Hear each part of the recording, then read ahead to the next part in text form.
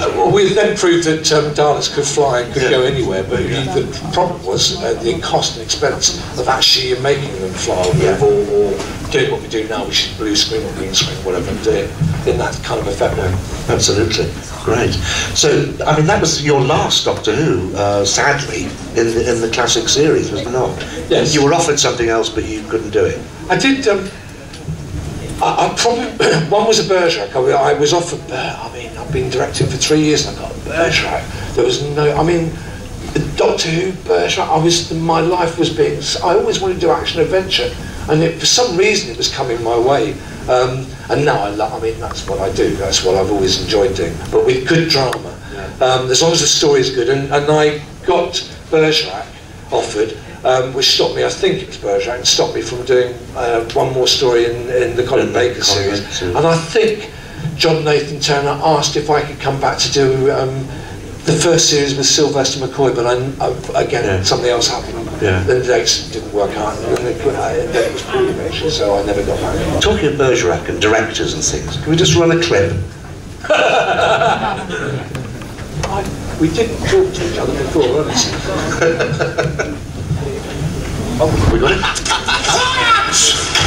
Can we have the soldiers stand into attention for this, please? Come on, let's go. Stand by the start car, stand by. Turn over. 17, take 10.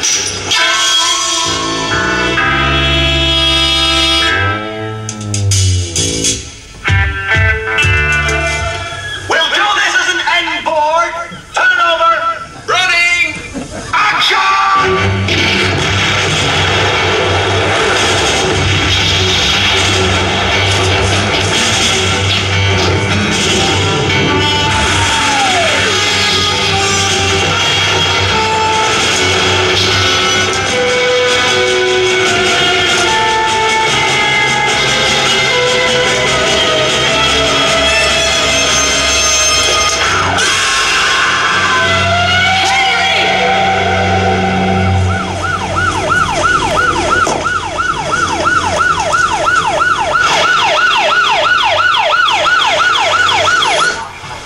Cheese wire job, look. This has been cut. Look, cut. I might have been killed. Bob nearly was. Everyone thought I was on that rope. Graeme Harper. Suppose you wanted to question the crew. Well, I think it'd be a good idea, don't you? No, not really. But then I'm just the director. More delays. It's very expensive. Especially for Bob. Will you shut up, you jabbering idiot? I'll be in my caravan. I want you, Carlton. Is that okay with you? In a minute. Why wasn't he at the end of that rope? I changed the shot. Did you have a special reason for that? Yeah. The light had changed. That was down to Henry arguing. Plus, I always did have lousy timing. Now, can I... Yeah, stay available. Available? Jeez, after this fiasco, I'll probably be available for years.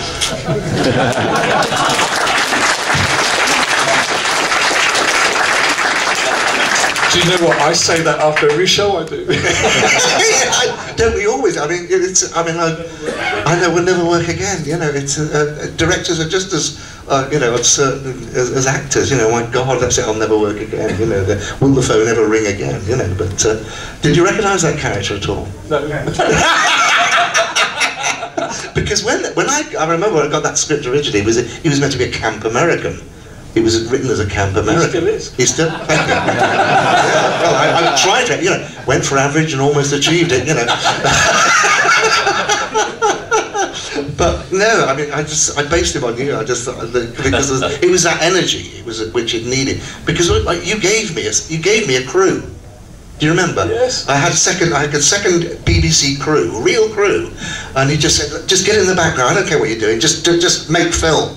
You know, so we were in the background of all these shots, madly making film. You know, with you know, and it was great fun. It was a cracking shoot to be on that. I loved it. I mean, I think every 2 minutes one was going off, guns firing, people being.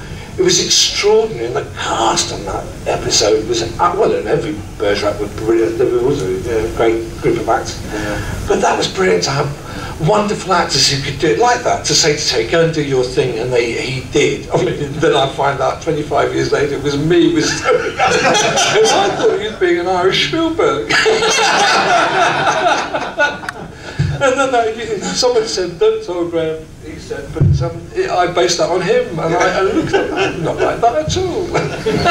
In great love, because I mean, it is that absolute, you know, dynamism that you have, which actually, I mean, for me, and I'm sure for Colin as well, actually makes being on the set such a delight, and it is an energy. The director is the driver, is he not, of the piece. I mean, there are lots of technicians, but they look to the director always for that energy and that drive on set when the thing's being put together. And when that energy is there, and you provide it in spades all the time, you know, I'm going to do my big, you know, soliloquy here, but I mean, it is terrific the way you actually energize everyone else through your own energy, you know, which has not stopped to this day. It's, I find it, I mean, I know it's nice that you laugh sometimes when I say silly things that happen to me, because they are silly, but I'm not sure that they're funny. They're funny to me, and then you laugh.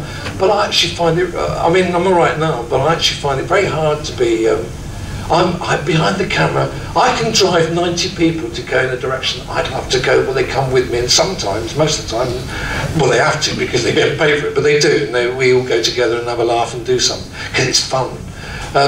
And I can cope with that. I'm terrified the moment before we start, like actors, the night before you go, I have a sleepless night. The first day of shoot, I'm in a terrible state. Even though I know the people, because I don't know until we start what the feel of this is going to be, this particular story. And the moment you start, wherever you start on a show, whichever scene, whether it's right in the middle, it's the first, depicts really the way the day and then the 5 weeks or whatever it is going to go. It's the first day, that's how it's going to be in general, and hopefully it works. And I feel comfortable there, whereas here, this is not happy. I'm not happy here. I am, but I find now you know how we I feel. could be over there shooting this. Yes.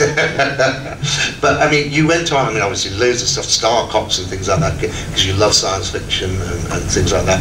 And then the new series of Doctor Who was mooted. And how did you feel about that?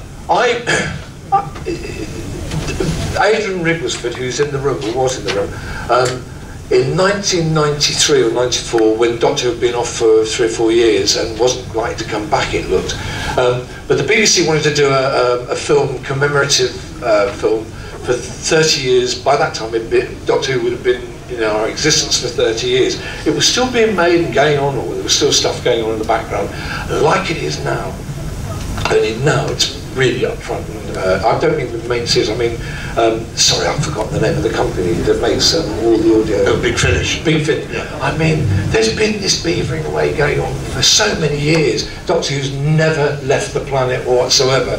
But in '93, I was approached to do a film for BBC, for worldwide, to go out in those days on VHS as a package with a book, etc. 30 years of Doctor Who.